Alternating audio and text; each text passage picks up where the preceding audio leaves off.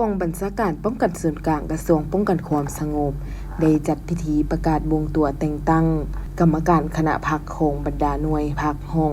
กองพันโรงเรียน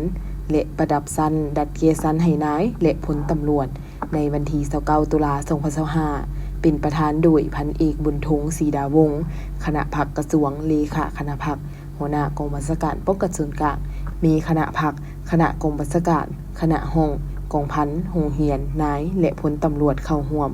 พันโทศรีวิไลวงศ์ผมหัวหน้าหองการเมืองกองบัญชาการป้องกันส่วนกลางได้ผ่านมติตกลงของคณะพรรคกองบัญชาการป้องกันส่วนกลางว่าด้วยการบวงตัวแต่งตั้งคณะพรรคของคณะพรรคหักฐานหน่วยพรรคหักฐานและหน่วยพรรคที่ขึ้นกับองค์คณะพรรคกองบัญชาการป้องกันส่วนกลางคือหน่วยพรรคหักฐานห้องศีนาธิการพันโทสมพงษ์ธรรมวงศาเป็นเลขาและพันโททศกัณฐ์พรหมจันทร์เป็นรองเลขา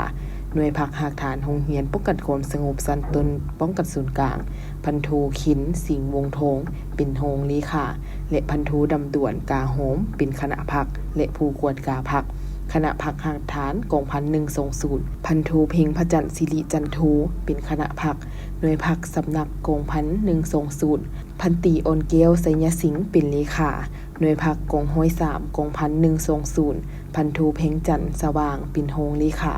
พันตีพละสุขปัญญาเป็นคณะหน่วยพรรคและผู้กวดกาพรรคหน่วยพรรคกองห้อย4กองพัน120พันโทสิทธิศักดิ์เทพไกรโสนเป็นเลขาหน่วยพรรคสำนักกองพัน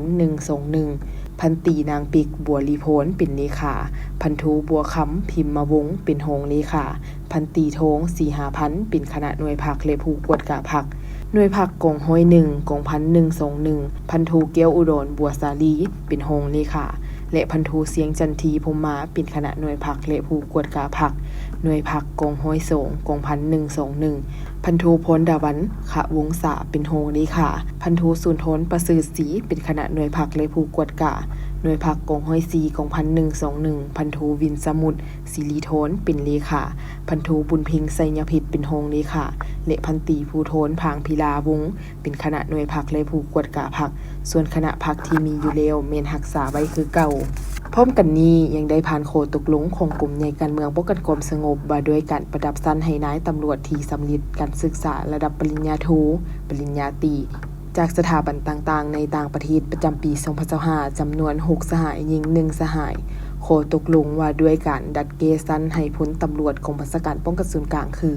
ดัดเกซัน10โทขึ้นเป็นชั้นห้อยตี12สหายหญิง4สหายและดัดเกซัน10โทขึ้นเป็นชั้นวาทีห้อยตีเป็นหญิง1สหายให้เกียรติประดับชั้นโดยพันเอกบุญทงศรีดาวงศ์คณะพรรคกระทรวงเลขาคณะพรรคหัวหน้ากองบัญชาการป้องกันส่วนกลาง